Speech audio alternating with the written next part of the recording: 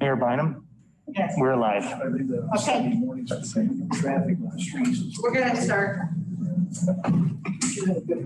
Good morning. It is Monday, August 3rd. It is 10 a.m. and we will begin the regularly scheduled City Council work session. The first item on today's agenda is our Planning Commission applicant interview with Phoebe Benzinger. I believe she's joining us by Zoom. I am. Can you guys hear me? We can't. Yes. Okay, good. Good morning. Thank you very much for your application to the Planning Commission. I think at this point, we typically ask applicants to tell us a little bit about themselves, similar to the information included on your application. Just a brief introduction, please. Sure, I'd be glad to. I think I can only see the two of you, so I can see who's attending. So let's pretend that you don't know me. I've lived in Montrose, Colorado for about 40 years. So yeah, I've seen a lot of growth and watched it happen and enjoyed watching it. Had two kids here, raised them both. They've both graduated from high school. Here they've left, and I'm not sure they'll ever come back to live, but they love to come back and visit. And my husband is a physician with the Montrose Hospital, and it's kind of it in a nutshell. Yeah. Great. Can you tell us a little bit about your experiences serving on boards or commissions in our community? How much time do you have? Just read the list if you would, please. All right. So I don't have a copy of my application, but I just finished my 8-year tenure on the board of the school board. I've also been 9 years on the Montrose Community Foundation, and left. My last directorship term was as president. I've been on the Boys and Girls Club board. I'm still currently on the San Juan Healthcare board. What's not on the application that's a new one to me is the Dolphin House board. I was very active in the Public Safety Measure 2A that passed last November. I could go on, but that's it in a nutshell. I think that's helpful for folks who don't have our meeting packet but are curious to know a little bit more. Sure, yeah. Do my fellow counselors have any questions for Ms. Benzinger? I don't think so. We've had experience with her in the past. I think she's done a great job. I look forward to be working with us now. Fantastic. You guys, thank you. I'm looking forward to it too. I didn't mean to interrupt, Dave. What were you going to say? I was just going to say, we've all known you for quite some time. We know your level of community involvement. I think you and I both go to the same Volunteers Anonymous meetings. I know. Someday I'm going to have a bumper sticker that says, just say no, but not yet. I wanted to just say thanks for applying. And I noticed at the end of your letter, you said, I feel I have a lot to offer going forward. And I just want to say how much I agree. You do have a lot to offer, and thanks for your application. Oh, thanks, Roy. I appreciate that. I'm looking forward to it. Phoebe, thank you very much for applying. Thank you for your dedication and commitment to our community and taking on yet another role in your volunteer work for our community. Yep. Appreciate it. Absolutely. So the process, we will officially vote on this Planning Commission application at our council meeting 2 weeks from tomorrow. Great. Okay. Thank you very much for making yourself available this morning. You bet, Mayor Bowman. I'll talk to you soon. Thanks. All right. Bye-bye. Bye. Okay, next on our agenda, we are to discussion items. The first one is English Gardens for subdivision filing number 5, final plat. And I will turn it over to Senior Planner Amy Sharp to introduce this item to us. Thank you, Mayor. I'm going to share my screen now.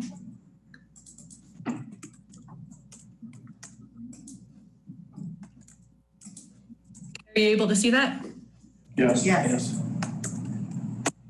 Okay, this is for the English Gardens 4 subdivision filing number 5 final plat.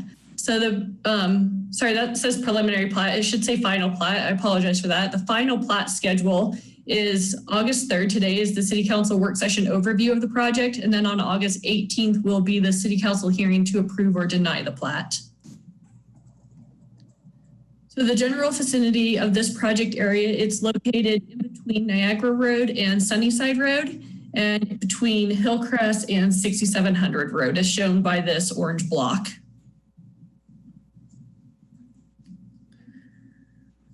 So the project site, this is a little bit more zoomed in, is highlighted in yellow here. It's approximately 10.58 acres in size, and it's currently zoned R2 low density district. The English Gardens 4 subdivision final plot is actually proposing to create 30 new residential lots within this yellow parcel. So when we look at the final plat requirements, we look at 3 primary things. We look at the lots, the streets, and the utilities.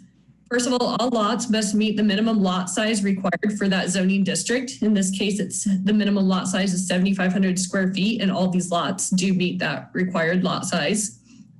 All the surrounding streets must be in place, inspected, and improved by the city engineer prior to final approval. And the improvements will see a preliminary letter of infrastructure completion. And the utilities, the easements, city water mains, sewer, and utilities must also be installed. Right now, they are on schedule to do the final walkthrough with our city engineer, Scott Murphy, later this week or early next week, and he might be able to speak to those details as well. So this is a view of the final plat. The first English Gardens filing for the whole English Gardens area was actually started back in the 1960s. And then we did a plan development back in 2004, 2005. And then the preliminary plat for this specific area was completed just in June of 2018.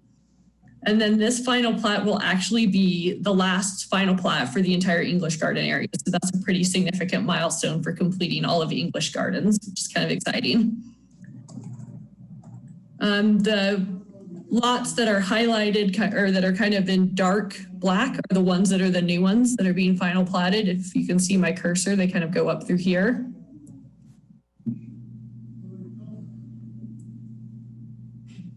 And I think Scott's going to speak to this. We had some questions from some citizens about easements and how the water drainage and everything was going to go. And I might let him speak to that a little bit while I'm on this slide if he's here. He was here a moment ago and he just dropped off. So Okay. hopefully he's joining back. Can you see my cursor? Yes. Okay, we had some questions from the public just kind of about how water flow is going to drain. And it basically drains from the northeast corner to the west and then down out towards Hickory Drive. So we had some questions with concerns about whether, it was going to slope and go back into the Pepper Tree area and it's going to flow out to the west and then down to the Hickory Drive. I think that's it.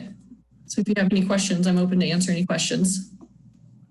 Does anyone have any questions? Well, I think you may have answered it. My question would have been, since this is sort of an island in the middle of an existing development, what our drainage, water flow drainage was going to be on the streets as far as stormwater?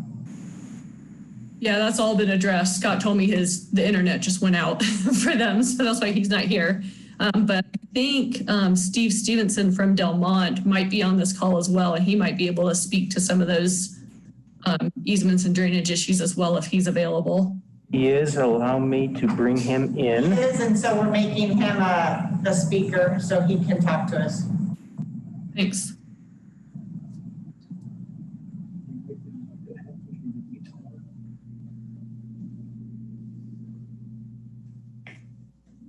It looks like I'm in. Can you guys hear me? Yep. Laura, can you just identify yourself for folks watching to understand who you are? Sure. Steve Stevenson, 125 Colorado. I'm the owner of Delmont Consultants. We're the engineer for the developer, Matt Miles. And as Amy mentioned, this is the very last of English Gardens, and it is an island in the middle of development all the way around. The drainage solution is in the English Gardens side of the island. So basically all the water ends up in Hickory, drains through existing valley pans and street curb and gutter, and ends up just off the map that Amy has to the left, the southwest corner down at the bottom of Teak, and even a little further over, there's a huge drainage pond. That's where all the water is managed, detained, treated, and then it's released into a canal system that ends up in the river. The lots generally will drain back out to the street where we added easements everywhere we thought there might be some problems neighbor on neighbor. The only real concern is lots 44 and 45. Those lots will rely on English Gardens filing 4 with a pre-existing easement on their lots. And so it will go through a fence line and out through their properties. Great, thank you for answering that question. Counselors, do you have additional questions for either Mr. Stevenson or Ms. Sharp? No. I don't see any here. Mr. Anderson, do you have any questions? Yeah, I do. I can't raise my little hand, but at any rate, I wanted to ask Mr. Stevenson if there's already fiber through this development along with the other utilities. Yeah, good question, Mr. Anderson. All the utilities are in. DMEA put sleeves in for Elevate, and Charter Cable also put sleeves in for future either cable or fiber on their side.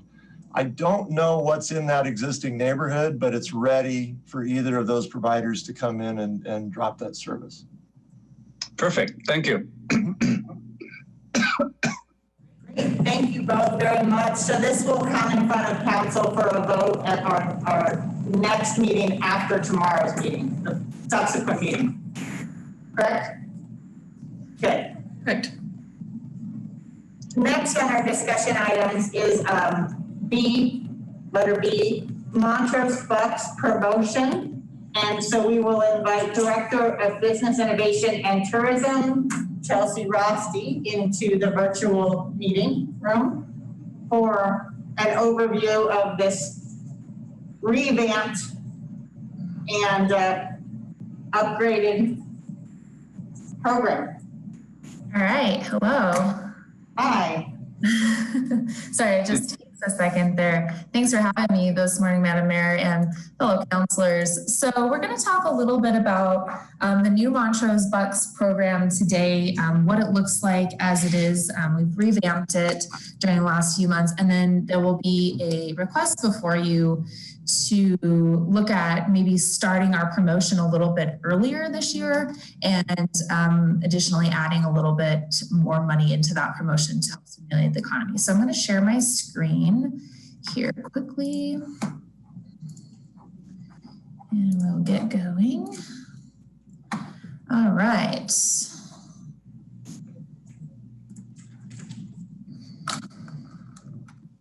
Okay, so as I mentioned, we'll be discussing what the new Montrose Bucks program is, and so we'll watch a quick video on that.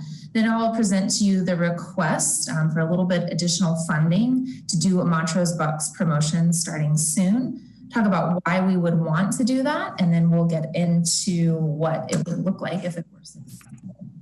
So in the last 6 months, actually it's been going on for about a year, we've been trying to implement a new Montrose Bucks program, which is essentially taking the program from what has traditionally been paper checks that people can use in the local economy and moving it into a digital card. And if maybe you're watching today and it's your first time hearing about Montrose Bucks is essentially a local currency. And so we've partnered with local businesses in the community to accept these bucks, which means that if a person purchases the bucks, then they can only be used in our economy. And then every year we do a promotion where we put about $65,000 worth of Montrose Bucks into the economy at the end of the year. Again, keeping that money local and helping keep things going toward the end of the season. So we're gonna watch the video now on the new Bucks program. Hopefully we can hear it. Let me know if you cannot hear it.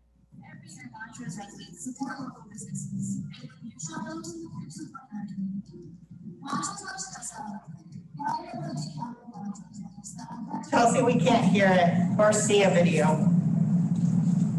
Okay. Dang it.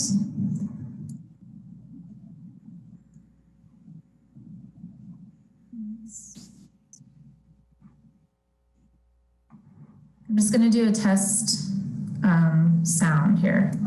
Okay, now we at least see the YouTube screen. Were you able to hear that? Can't hear it, but we can see it. Okay. Well, I should have tested that technology. I'm really sorry. So everybody has to promise to go watch that after this. It's on our YouTube and as well as our Facebook. You can see the video, and it just essentially explains that Montrose Bucks are now a card, just like any sort of debit or credit card. And so when you purchase a Montrose Bucks gift card, then you'll have this little card to use, and you can just swipe it at the vendor who's accepting Montrose Bucks, and it works just like a debit or credit card. So it's very simple. They do not expire, except for if we're offering a promotion. Sometimes we can set expiration dates for those, but we're really excited to have this new program on board. The Bucks are also available for purchase online at cityofmontrose.org/bucks. And so that's a new feature as well. You can purchase them online and have them shipped right to your door, or you can pick them up at the visitor center. So all new features of the program, and the video explains it. We also have a video on YouTube for businesses that talks about the simplicity of accepting Montrose Bucks. It's about a 5-minute process to get a vendor signed up. All right. So we had a little idea, and this is something that's been happening in other communities and something that comes on the heels of the Help for Hope promotion that you supported and that you'll be hearing about tomorrow night with Bethany. But we were thinking about proposing a buy 50, get $60 promotion for Montrose Bucks from now until the end of the year. And this is something that Downtown Grand Junction did at the beginning of the pandemic and found to be really successful. And since we have this program launching right now, we thought it would be a really great time to do so.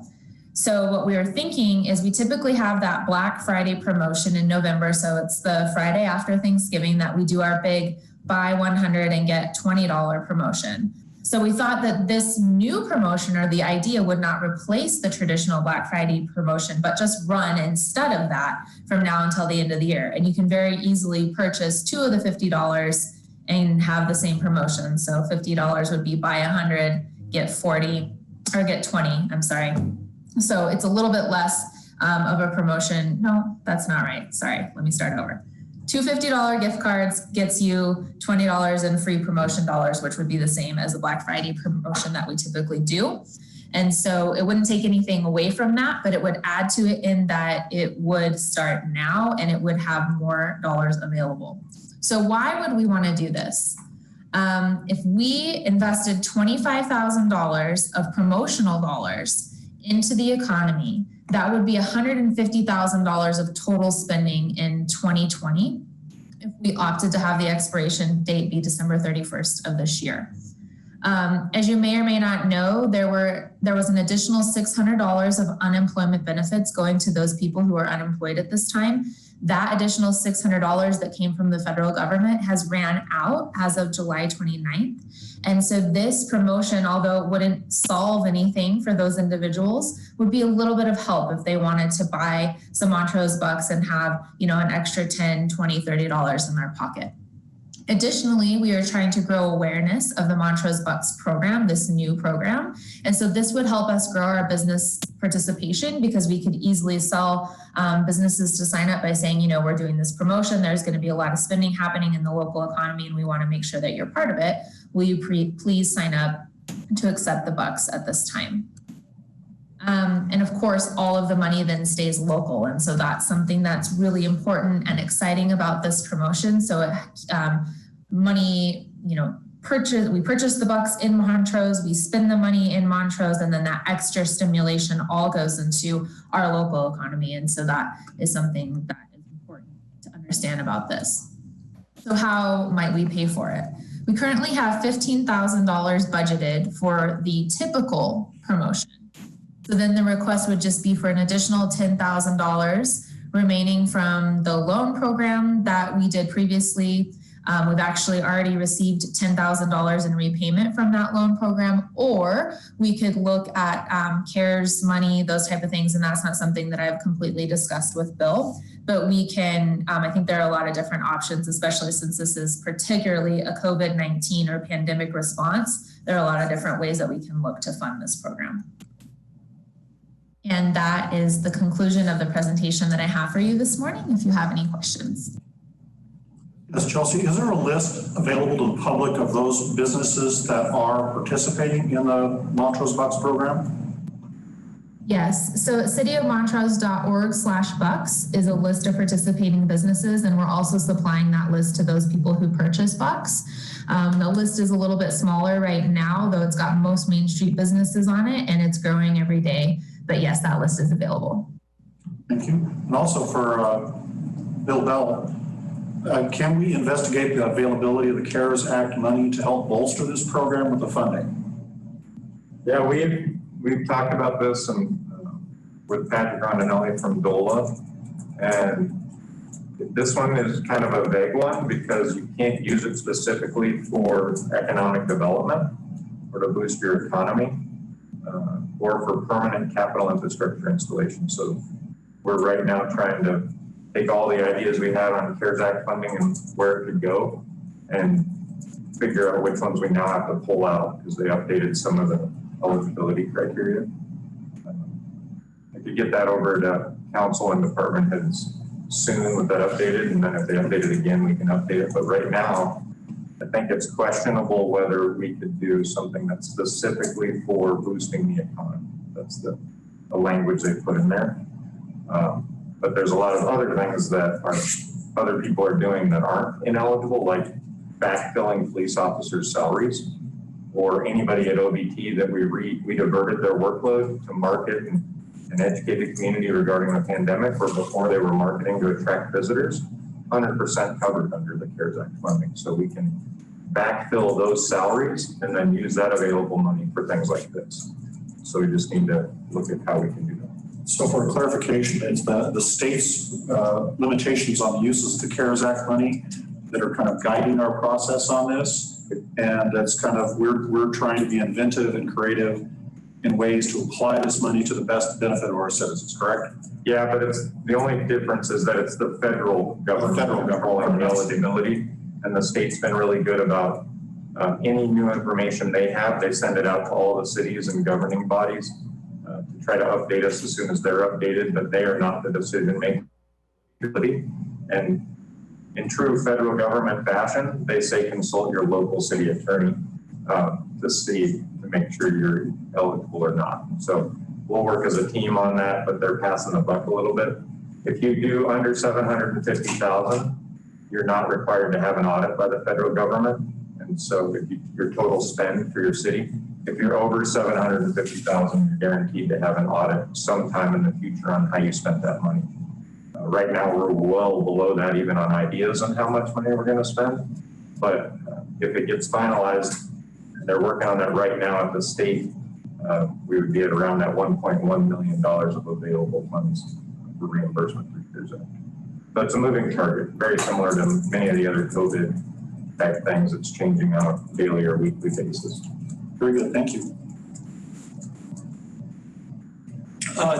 Chelsea, I remember several years ago, every business that had a sales tax license in the city of Montrose were supposed to take the Montrose Bucks. Has that changed?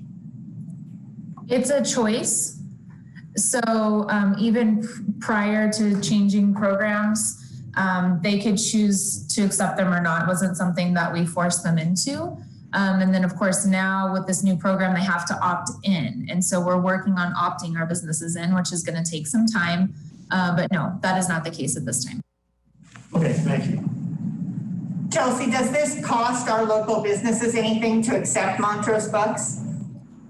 No, it does not cost anything at all. Great. Any other questions about this program? So you'll be coming to us with a formal funding request at a future city council meeting, right? Yes, if that's the sentiment today, then I would move forward with that. I'm seeing a lot of head nodding that we'd like to see a formal request on an agenda. Great, thank you very much. Thank you. Thanks for zooming into our meeting. Okay, next on our agenda is item C, which is the DMEA franchise agreement. And I'm going to turn it over to Assistant City Manager and Morgan Baylor to introduce this item to us. Thank you. Before we start, I'd like to take just a minute and make sure we get all of our guests on board who are joining us from DMEA as well as our outside counsel. So we have Ken Fellman joining us from Kissinger and Fellman, and he and his colleague Brandon have been helping us as outside counsel on this franchise agreement because it is really specialized. So when you see Ken pop up, that's who he is. You see Jeff Hurd here. He has been working with DMEA as outside counsel. We also have Virginia Harmon. She's the DMEA Chief Operating Officer. Hello. And we should have Jim Hennigan, the Chief Power Supply Officer from DMEA. So to me, it looks like we have everyone joining. Thank you for being here virtually, everyone. This really has been a combined effort, as it should be, between city staff and DMEA and also our outside counsel. So we wanted to make sure everyone's here today to add or answer questions as needed. At the last city council meeting, you passed a resolution to alert Montrose County that we would have an item on the upcoming November ballot. That is for this. So we have a placeholder right now on the ballot, and today you're considering the actual language that will go on the ballot, and more specifically, the entire franchise agreement. So in your packet, you have a red line version. Many thanks to Christine and the legal division for preparing that. That shows the difference between the existing franchise agreement and what's being proposed. You also have what we call a clean version that just shows how it will read. And so our next steps would be to review it today. And if you approve it, then we would bring it to you at the next council meeting, not tomorrow, but the following one on August 18th. And you would review it and approve a resolution. That resolution would set the ballot language, and it would also present the franchise agreement to the voters to vote on.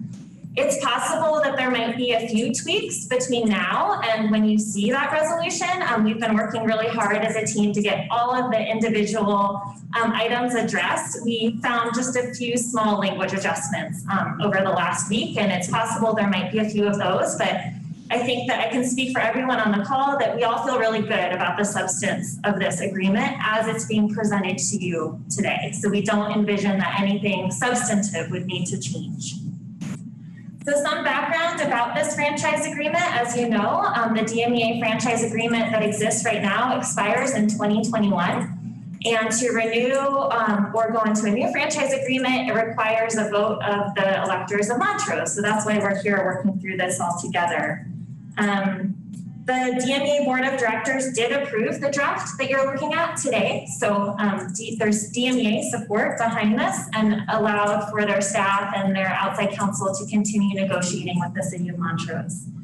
This is a 20-year agreement, which is the longest allowed by the city charter.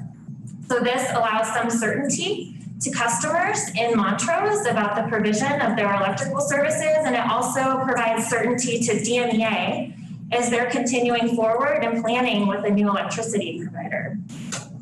The agreement maintains the existing 3% franchise fee. The franchise fee is a charge that's collected. It's a fee that's collected from customers. DMEA collects that fee and then passes it on to the City of Montrose. And Shani Wittenberg, our finance director, looked, and we've been collecting at the city about $582,000 a year from this franchise fee, if you look at the past 3 years and you average it. And the franchise fee is like a rent. So DMEA is allowed to put utilities and infrastructure and cables in city rights of way that are owned by really all of the public of the City of Montrose. It's a public right of way. And so this is like a fee that they pay DMEA for use of that public right of way, and then DMEA pays it to us.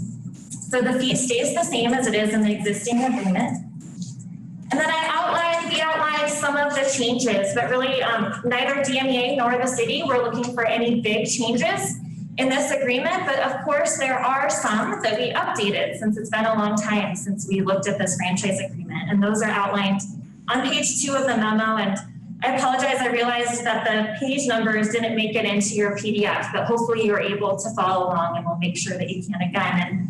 And Mayor, would you like me to go through some of these or would you rather ask questions if you have them? It looks like there's 15. I know I've read them. Maybe we just take specific questions over the changes. Is that okay with everybody else?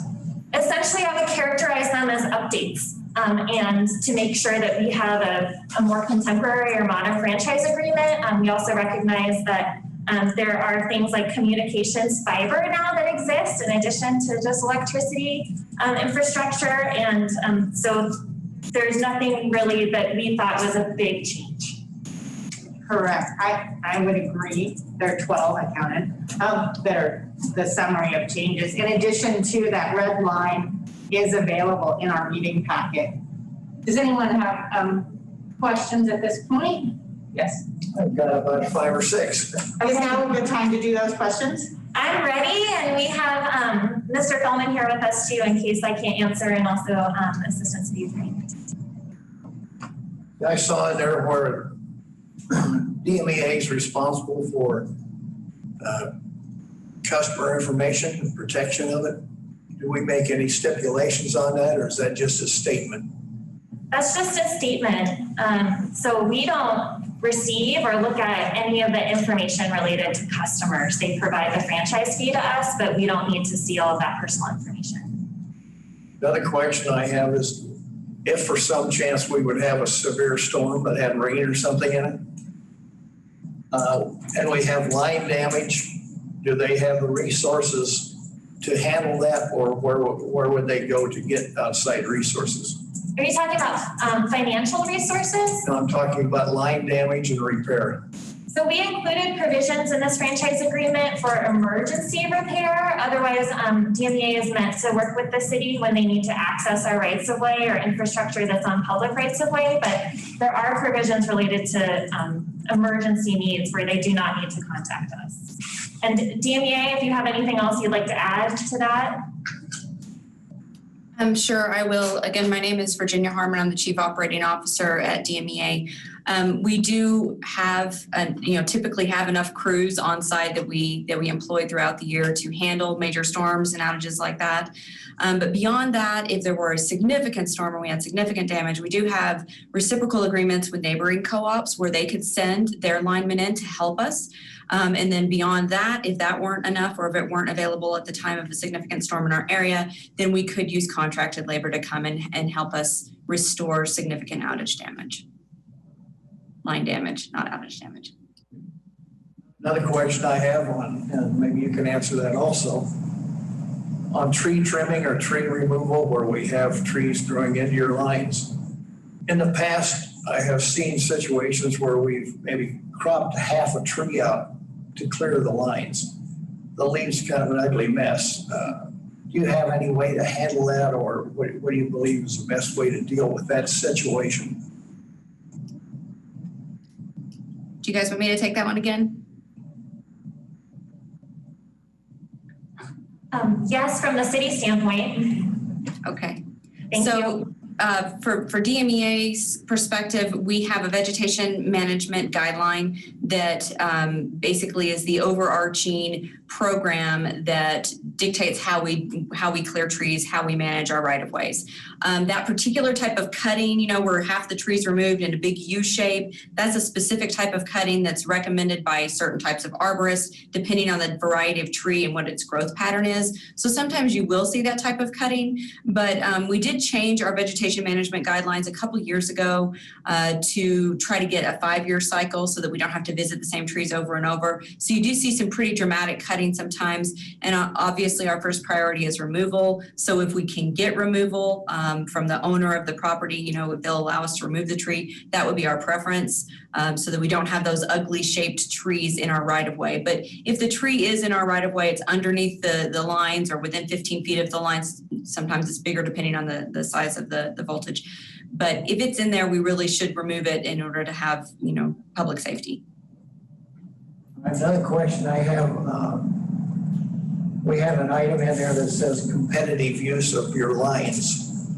I know there are some cities in the U.S. where we have more than one electrical service company. If a company came in here and wanted to start serving particular customers, how is that handled and how are they charged for those usages? So I'll just note that if a customer or if a company was interested in that, they would also need to enter into a franchise with the City of Montrose. And so this is not exclusive, but it would be a negotiation similar to this.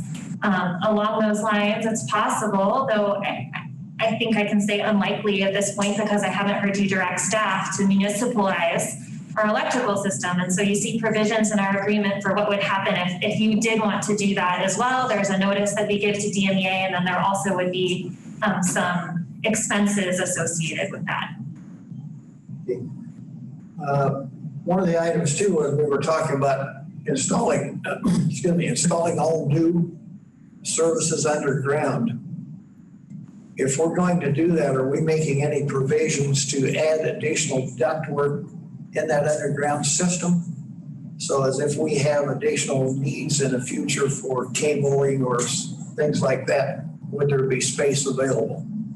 Yeah, and I'll just, speak for our Public Works Division. I know they've just mentioned this before in other cases, but we always look to make improvements when there's an opportunity to do so. So if DMEA were undergrounding and it was a good time for us to put underground utilities as well, or we wanted to work with DMEA's fiber side, then we would at that time. But sometimes that works, and I know sometimes it doesn't. And Mr. Feldman, did you have anything to add about anything I'm saying? I saw you lean forward, wanted to give you the opportunity. Sure, thanks, and Mayor and Council, nice to be with you all. I'm actually pinch hitting for my colleague Brandon Dittman today. Brandon did most of the work with city staff and with DMEA, and he has briefed me, but we gave him a couple of days off. So I think he's enjoying being out of Denver right now. To the last point about conduits and undergrounding, there is a section in the franchise 10.5 about shared use of trenches. So as Ann mentioned, when there is going to be trenching, the company, DMEA and the city will cooperate on that. The city is not required to do anything, but the city will know when this is happening, and there'll be sufficient time to plan if the city determines that it's appropriate to pursue any kind of conduit installation or further undergrounding at the time. And to go back to an earlier point, what I would add about tree trimming, while there's not anything specific in this franchise about it, the city has the police power authority to govern basically tree trimming and have arborist kinds of regulations throughout the city. You may have that now, Ann or Stephen, I'm not sure what you have in place right now, but it is something that's usually in the code because it applies to all companies, whether they are required to have a franchise or not. And the franchise requires DMEA to comply with all of the city's police powers that are applicable. So to the extent that there may have been in the past or are in the future concerns about how tree trimming is done, this is an area in which the city can regulate. Virginia was correct. DMEA needs to do what it needs to do to be safe, but it also needs to be done in a way that complies with the city code and regulations. So there is a way to protect both public and private property owners from too much tree trimming, if you will. Now the question I had is, when installing underground systems, I'm going to assume that that's a little more expensive than going overhead. But in the life of the system, you've got more maintenance on overhead lines than you do underground. Are you seeing any kind of cost savings in that respect? I think this is a question for DMEA. Yes, so your first point that it is more expensive to go underground than overhead is typically correct. That's almost always the case, that undergrounding is more expensive. As far as cost savings are concerned, there can be long-term maintenance savings for underground compared to overhead, but typically when you have to get into underground to make those changes and upgrades and perform maintenance, it is costly to do that. So when you do have maintenance, it is more expensive maintenance just because of the nature of getting underground and finding those outages, finding those weaknesses in the system when it's underground is a little more difficult. And sometimes there can be more equipment associated with undergrounding that's not involved with overhead lines, such as, big cabinets up, outside. You can see some near the Colorado Outdoor Center project. You can see one of those kind of near that roundabout. Those are cabinets that are associated with undergrounding that are additional cost. So, I'd say over the life of it, probably about the same in maintenance cost, but more expensive upfront. The last question I have is, if customers have solar equipment, do you have a way that they can put that back into the system? And is there any funding back to them, or how's that handled financially? Yes, we do allow for, customers to have their own generation, the PV systems or anything like that they'd like to install at their house. That is governed by our net metering policy, which is in accordance with the state of Colorado. And that net metering policy stipulates the size requirements, how big it can be, and how we pay back if they generate more than they use. We true up annually, so they generate more than they use in a year. Through that true up, we do pay them for those resources. And that is all governed by our net metering policy, which is available online. Thank you. That's all I have. Great, thank you. Are there any other questions from council about the proposed franchise agreement we have so far? I see you, Mr. Anderson, you have a question. Yeah, maybe this is for Ann. I just wondered, the language for the ballot, is that in our packet? I searched for it and I didn't see it, or is that something yet to be written? Yes, so when you see it in resolution form, you'll see that essentially this title that says an ordinance granting a franchise by the city of Montrose, that becomes the ballot language. And then of course, the voters will also be able to read all of the terms and conditions of the franchise agreement as well. I see. Okay, thanks, Ann. Mr. Feldman, did you have anything to add, or anyone from DMEA? The only other thing I would add, and you made a brief reference to it, and council is aware, I'm sure from your own reading, about smart city initiatives and wireless industry and 5G networks that might be coming down the pikes. And we have a state law that requires permission to put these facilities in the rights of way. Many communities that we've worked with, and I know Montrose is no different, would like to avoid pole clutter in your rights of way. And one of the things that I am very happy to see in this franchise are the updates that would allow the use of streetlight structures for attachments like smart city programs, and also when and if the wireless companies come to town and start demanding access to the right of way to put up small cell technology, we'll be able to work with DMEA to use either existing infrastructure, or if we need new infrastructure to structurally support that replacement streetlights, which will in the long term minimize the need for new standalone poles that are not generally aesthetically pleasing in many communities. So it's very nice to have that in the electric franchise. I will tell you that some of the other companies that we work with are not as willing to work with their local communities to facilitate this. So I wanted you to know that, and to give both staff and DMEA kudos for putting that in here. Just as an additional clarification, that anybody coming in with that smart technology, 5G technology, et cetera, they would still be required to go through the same process of a franchise agreement, any new companies coming into town. So it's not like they could just come in and just arbitrarily demand access to that they would also have to get a franchise agreement in order to do that sort of adaptations and modifications.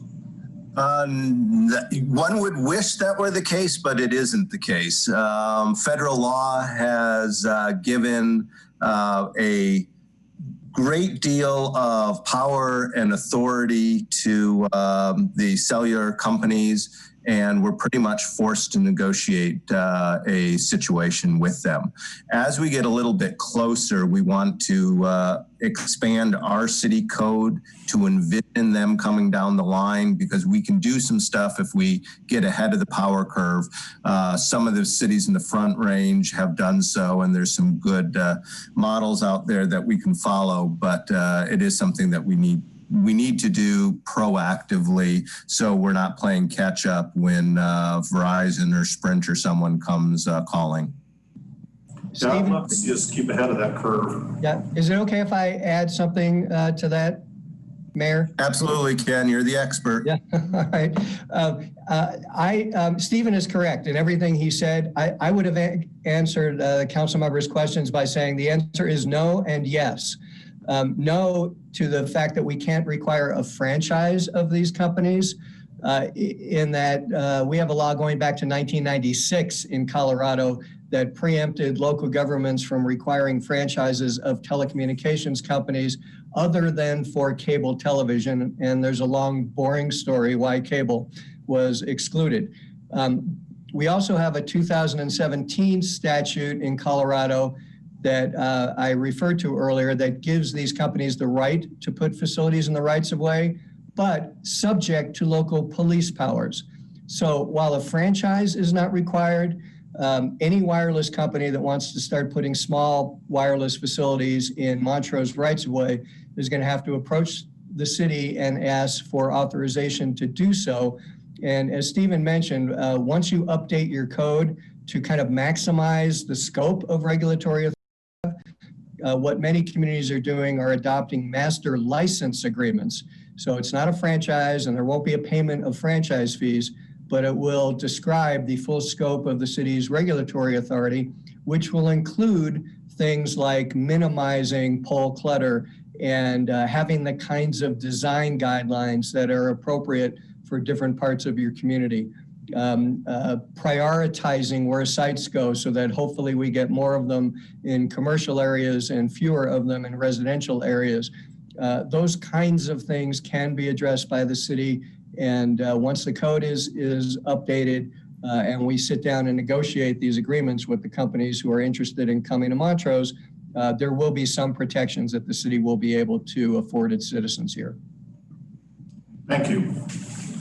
This is Jeff Hurd with DMEA.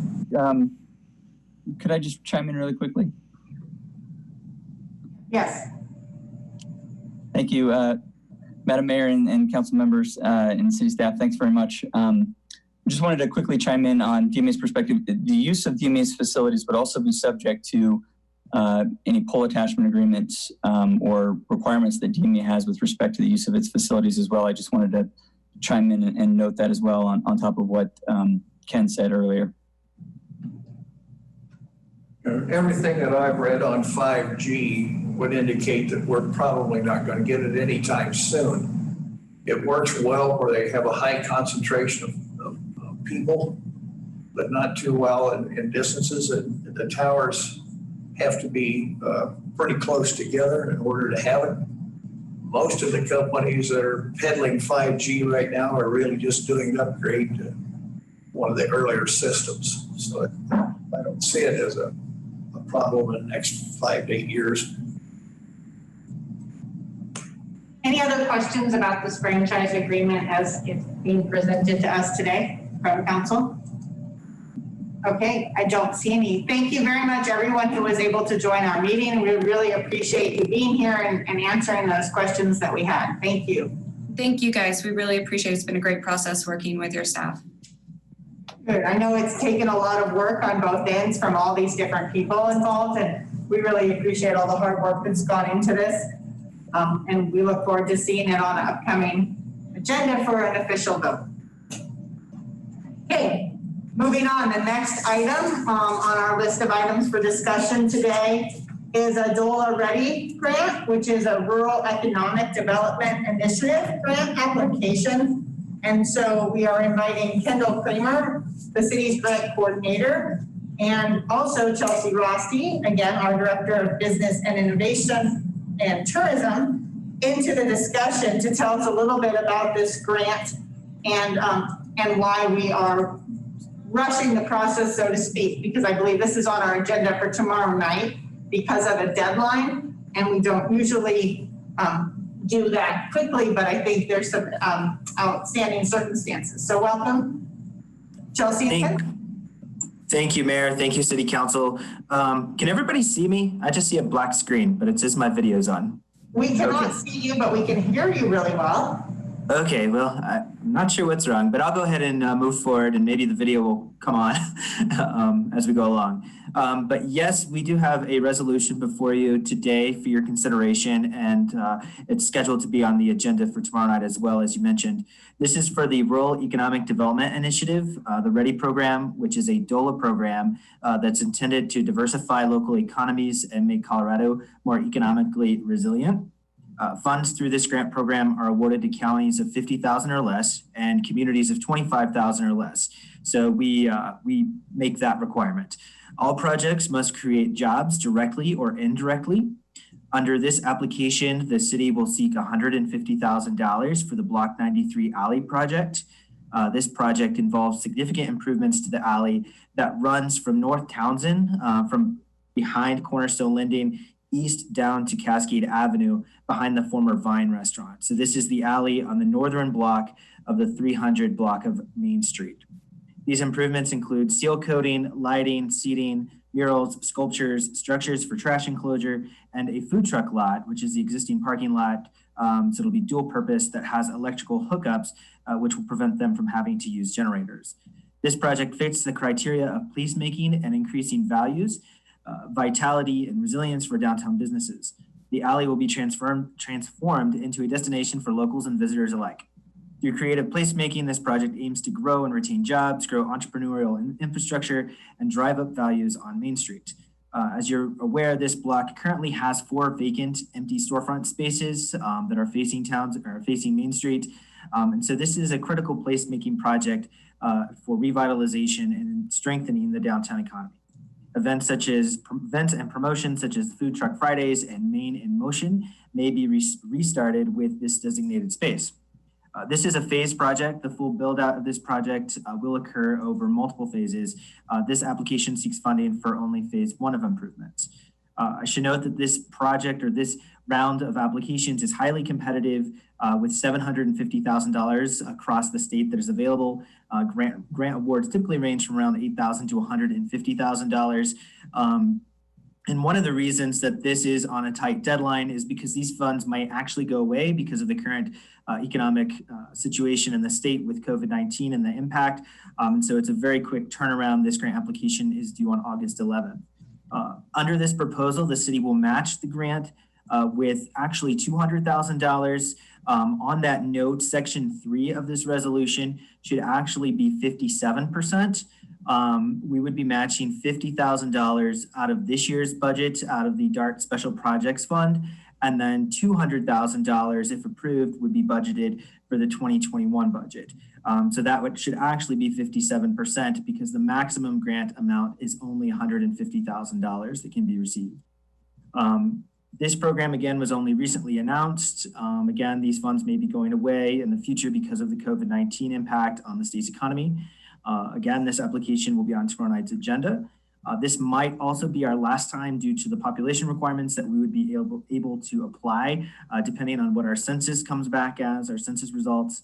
And again, this resolution before you permits the filing of the grant application, commits the city to matching the grant if awarded, allows the city manager and staff to act on the grant, and commits the city to maintain improvements for 20 years. I want to thank Chelsea as well. I was out last week, and I want to thank Chelsea as well as the legal team for their quick work on this. And with that, I can take any questions, and Chelsea as well, on this project. Thank you very much. Any questions from council about this? I know that DART has been very active and put out a lot of information for the public on this. And I just wanted to say that looking at it from a perspective of increasing downtown walking traffic, this is going to be a great benefit to Montrose. It's going to give us an opportunity to create a destination for walking traffic. And I just think it's a great program. Thank you for all the hard work on this. Thank you. Yeah, I think this is going to be a great project, creating definitely a destination where people are going to want to go and spend time downtown, for sure. Yeah, thanks for all the work on this to DART and to city staff who put a lot of time into this and coming up with some creative ways to seek out grant funding for it. Any other additional questions, comments, or concern? Otherwise, this is going to be on our agenda tomorrow night. I think our city manager, Bill Bell, has some comments that he'd like to make. I just wanted to add one thing. It's not covered in the resolution, but just for the community's benefit, so they know there are some other reasons that we need to improve that alleyway. Public safety is a really important concern with that particular area. If you walked over in that area at night, the lighting in that parking lot is inadequate. The lighting in the alley is inadequate. And it's right behind some areas where people frequent in the evening and where we have some issues with intoxicated people that hang out in that alleyway. And so we've heard from a lot of there's also a homeless issue where vagrants are going through that alleyway on a regular basis at night. So a lot of the business owners on that stretch of Main Street have brought their concerns to us over the last few years that they're scared to go out to their cars at night. So they close earlier than they would like to close, or they schedule things differently, or they move their cars in the middle of the day and the evening over to right in front of their business where customers would normally park, but they're worried about using that alleyway in the back. So I think public safety is another criteria we're thinking about, and I know DART's talked about that as well, but it wasn't put into the application or the resolution because that's not the primary focus of these funds at the state level. It's business and economic development, but I think for us, the decision makers in the community, to make sure they know the big picture of talking about public safety is really important. Great, thank you. We also have a comment from the community. Scott Damon says it's an awesome concept, regardless if the grant comes through or not. Great initiative for downtown community and could be marketed as a regional draw. Thank you very much. Okay. Okay, then we look forward to seeing this on our council agenda tomorrow night. Thank you, Mayor. Thank you, Council. Thank you. Okay, next up on our agenda item, number 3, general city council discussion. So I will ask my fellow councilors if there's anything that they wanted to bring up. I wasn't aware of any pressing issues, but this is a great time if there's something on your mind. Just kind of a reiteration of our discussion concerning getting the Colorado Liquor Enforcement Board involved in doing a presentation for our city council work session. Just kind of making sure we keep that on our agenda and on our radar to make sure that we have that update, to making sure that all of our community is kind of caught up and aware of what our authorities, responsibilities, and abilities are. Just to make sure we just keep that on our radar. Right, and I think that Lisa is working on putting that on an upcoming work session. Thank you. Mr. Bowman? Nothing? Mr. Anderson? Okay. Now, then I will ask the city staff if they have any additional comments for our work session today. I don't see any from the 3 of you. Mr. Story, are any of our department heads chiming in and wanting to update us on anything? No, Madam Mayor. Great. And if anyone thinks of anything, we have a council meeting tomorrow night and there's another opportunity then. So seeing nothing else on our agenda for today, I'm going to say that our work session is now officially over. Thank you very much if you joined us today. Thank you. I was like, took off my mask.